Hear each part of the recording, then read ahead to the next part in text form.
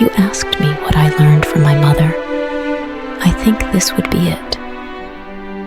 In love, we understand who we want to be, but in life, we discover who we really are.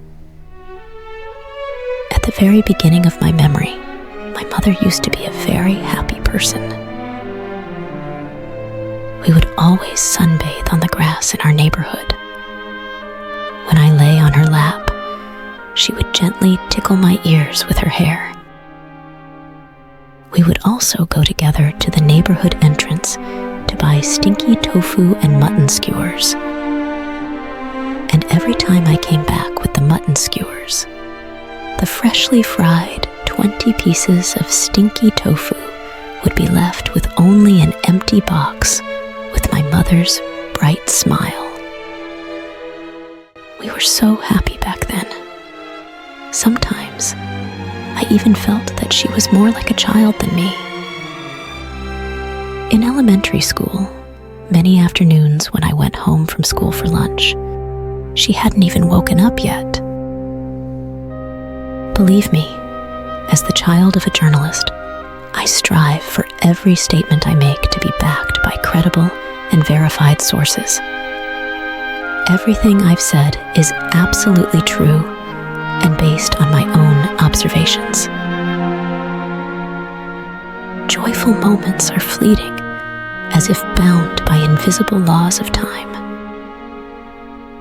As my father's business failed, our life gradually transformed into something completely unfamiliar to me at that time.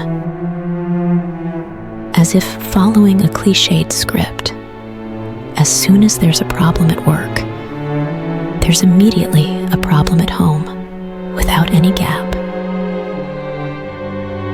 When a family's fortunes decline, those people around would change very quickly. Sometimes, they don't even need to say anything. Just a change in their gaze can deeply wound you, especially when they used to be so kind. But the most heartbreaking thing is the change in the person by her side. If a woman truly loves a man, what truly hurts her is not the loss of wealth or anything else, but rather a husband who becomes despondent after a career failure. In those days, any unintentional action or casual remark from my mother would ultimately escalate into, "What's that? You think less of me now that I'm not as capable?" The man is no longer the person who she had deeply loved before anymore. This was the real fatal blow that could break a woman. In the end, they parted ways. Despite her efforts, she achieved nothing, and her confidence was shattered by failure. But it didn't really affect me at that time, because my father was away from home for a long time due to his business. The word father itself was even unfamiliar to me. At that time, I could only watch helplessly as the light in my mother's eyes gradually faded, and look at her transformed from a carefree housewife into an irritable, middle-aged woman. During that period, she kept bringing up money all the time, as if there was no other family affection between us besides money.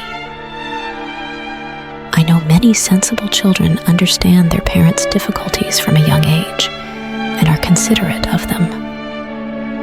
Unfortunately, I am not one of them.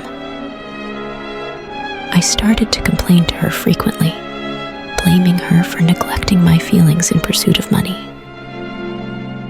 When I grew up and moved out to live on my own, and I started managing a household by myself, I realized for the first time how important money really is.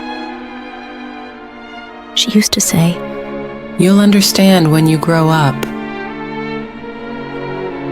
Now I've grown up, but I I still disagree with many of her views, we still appreciate things of different styles, approach problems from different perspectives, and handle matters in different ways. But as time goes by, I can indeed gradually understand her a little more. It's as if I'm the first time to be her child, and she is the first time to be a mother. We both are stumbling through this uncharted territory of life, learning, growing, and improving together. Looking back is a strange experience. I thought that recalling the past tense moments would only bring me pain. But I didn't realize until I reflected on the past that those quarrels are the real life. I was trying so hard to be my own person and not just her kid, but I didn't know who I am, and she was just too worried to let me go. This is a cycle of love. I really wish I had understood this back then. Right now, I just hope she knows I love her, and I know she loves me too. Now, she has finally found the love of her life. The luster has returned to her eyes. I'm truly happy for her from the bottom of my heart, and I hope she will finally hold that wedding that has been postponed for 7 years already. Even though I still occasionally complain to her about her lack of care and disregard for my feelings.